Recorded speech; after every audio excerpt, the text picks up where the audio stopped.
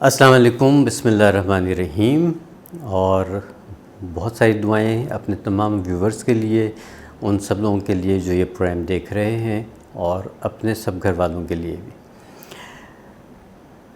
एक मसला ऐसा है जिसके बारे में अगर मैं कहूँ कि मोटापे के बाद दूसरी ऐसी क्वेरी होती है जिसके लिए लोग बहुत ज़्यादा पूछते हैं, और वो कहते हैं कि हमने दुनिया के जहान की क्रीमें इस्तेमाल कर ली, जब तक डॉक्टर क्रीमें देते रहते हैं तो सब सही रहता है, जैसे ही हम क्रीम्स छोड़ते हैं तो हमारा मसला वापस पलट आता है।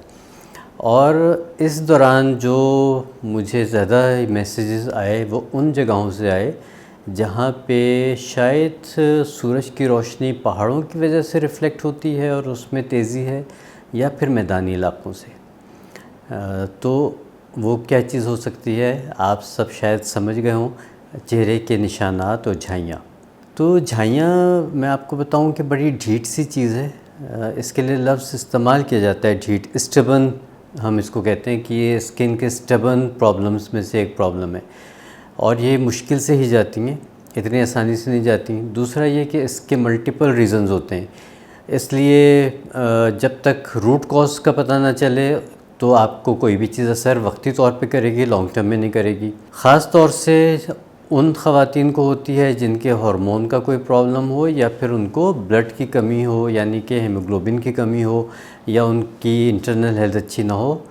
इसी तरह से आदमियों में भी जिनका धूप का एक्सपोजर ज़्यादा होता है, या उनको किसी तरह की कोई कमज़ोरियाँ होती हैं, तो वहाँ पे भी यही चीज़ सामने आती है। या फिर डाइजेस्टिव सिस्टम ख़राब हो, या फिर जिगर का कोई मसला हो। तो इसका मतलब ये हुआ कि इंटरनल हेल्थ जोन सी है वो भी उतनी ही ज़रूरी है जितनी एक्सटर्नल ब्यूटी। जब दोनों चीज़ें साथ साथ हम ठीक करते हैं तो फिर रिज़ल्ट्स जो उनसे हैं वो बड़े ज़बरदस्त मिलते हैं। खैर, हम इस वक्त इंटरनल हेल्थ की तरफ नहीं जा रहे, एक्सटर्नल ब्यूटी की तरफ आपको एक नुस्खा बता रहा हूँ जिसको आप इस्तेमाल करेंगे तो यकीन मानिए कि अगर आपने इसको अच्छी तरह बना के इस्तेमाल कर लिया तो इंशाल्लाह आप ज़रूर ये कहेंगे कि डॉक्टर फैसल ने एक अच्छा नुस्खा दिया था जिसने वाकई में काम किया। इसका नुस्खा आप नोट कीजिए कि इसमें क्या क्या डलेगा, किस तरह इसको बनाना है, और फिर इसको तैयार कीजिए और इस्तेमाल कीजिए। रेड किडनी बीन्स, जिसको कि हम लाल लोबिया कहते हैं, वो आपने लेना है 2 टेबल स्पून। 2 टेबल स्पून लाल लोबिया लेके इसको आपने दूध में पूरी रात भिगो देना है। पहले इसको धो लीजिए, धोने के बाद इसको आपने दूध में भिगो देना है। दूध इतना लेना है कि ये अच्छी तरह से उसमें भीग जाए, और दूध थोड़ा सा बेशक ऊपर भी हो तो कोई मसला नहीं है। साथ ही आपने इसमें 3-4 जो रेशे से होते हैं ज़ाफ़रान के, वो आपने शामिल कर देने। अगर ज़ाफ़रान ना हो तो बेशक रहने दीजिए, लेकिन ज़ाफ़रान हो तो फिर इसकी अफादियत बढ़ जाती है। तो अब ये 3 चीज़ें हो गई, ज़ाफ़रान, लाल लोबिया और दूध। इसको हमने ओवरनाइट ढक के रख दिया। सुबह तक लोबिया जो उनसी है वो ज़रा सी नरम हो जाएगी और उसको पीसना आसान हो जाएगा। किसी भी ब्लेंडर में, हैंड ब्लेंडर में या सिलबट्टे पे, किसी भी तरह से आपने इसका पेस्ट बनाना है। किडनी बीन्स जो उनसी होती हैं थोड़ी सी सख्त होती हैं, उसका पेस्ट ज़रा सा मुश्किल से बनता है, लेकिन बहरहाल थोड़ी बहुत मेहनत करनी पड़ेगी। जब ये पेस्ट आपका तैयार हो जाएगा, अब इसमें क्या चीज़ें डलनी हैं वो आप नोट कर लीजिए। आराम से पंसार स्टोर से मिल जाता है, जिसको कहते हैं बाकला, और इंग्लिश में इसको कहते हैं ब्रॉड बीन्स। इसको आपने पाउडर बना लेना है। ये पाउडर आपने तकरीबन, आपका ये जो पेस्ट बनेगा ये आधी प्याली के करीब बन जाएगा या उससे थोड़ा सा कम। तो इसमें आपने आधी चमची बाकला के पाउडर की डालनी है, आधी चमची आपने इसमें बेसन डालना है, और आधी चमची आपने इसमें शहद का डालना है। इसका आपने पेस्ट बना के रख लिया, और इसको जहाँ जहाँ पे झाइयाँ हैं आपके, जहाँ पे काले निशानात हैं, वहाँ पे आपने इसको लगा के छोड़ देना है।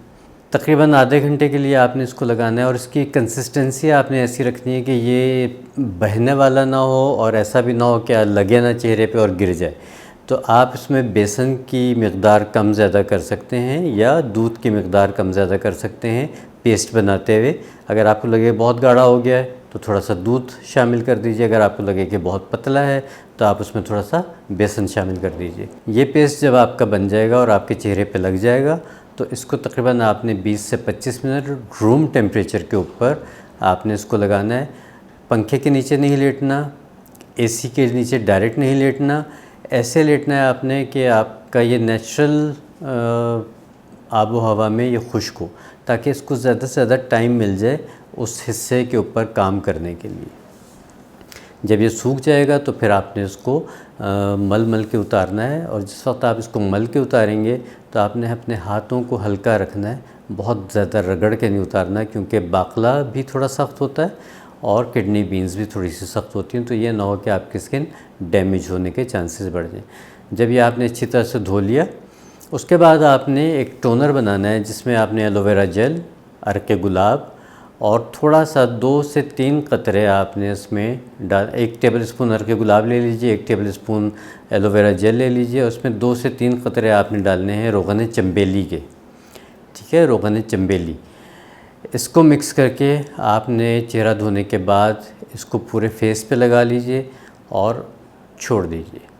फिर अब आपने इसको दोबारा से नहीं धोना। तो बेहतर होता है कि ये अमल ऐसे टाइम पे किया जाए कि आपने रात को जब घर वापस आ गए और सारे कामों से फारिग हो गए तो आपने ये पेस्ट लगा लिया, उसके बाद धोने के बाद आपने ये वाला लोशन सा लगा लिया, फिर आपने पूरी रात इसको छोड़ दिया और सुबह आपने चेहरा धो लिया। मॉइस्चराइज़ ज़रूर कीजिए, धूप में निकलें तो सन ब्लॉक अच्छे वाली क्वालिटी का लगाइए, अपनी स्किन का ख्याल रखिए, पानी का इस्तेमाल ज़्यादा कीजिए, और जिस वक्त ये झाइयाँ आपकी या निशान आपके हल्के होना शुरू हो जाएं तो उसके बाद फिर ये वाला पेस्ट आपने पूरे चेहरे पे और गर्दन पे लगाना है। शुरू में इसलिए नहीं लगाना क्योंकि बाकी चेहरा मज़ीद साफ़ होता जाएगा और झाइयाँ जो उनसे वो नुमायाँ हो जाएंगी। तो जिस वक्त झाइयाँ कम होना शुरू हो जाएँ फिर आपने पूरे चेहरे पे लगाना है, ताकि फिर आपकी पूरी एक फेस की और गर्दन की इवन टोन हो जाए। तो मैं ख्याल है इंशाल्लाह दूसरी तीसरी एप्लीकेशन से आपको फ़र्क मिलना शुरू हो जाएगा। हफ़्ते में 2 से 3 दफ़ा आप इसको लगा सकते हैं। 1 महीना 1.5 महीना इस्तेमाल कीजिए और फिर यकीनन लोग आपसे पूछेंगे कि आपके चेहरे में इतनी चमक दमक कैसे आई।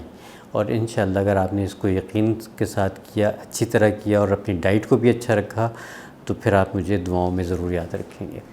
तो अगली किसी वीडियो और टिप्स तक के लिए इजाज़त दीजिए। अल्लाह हाफ़िज़।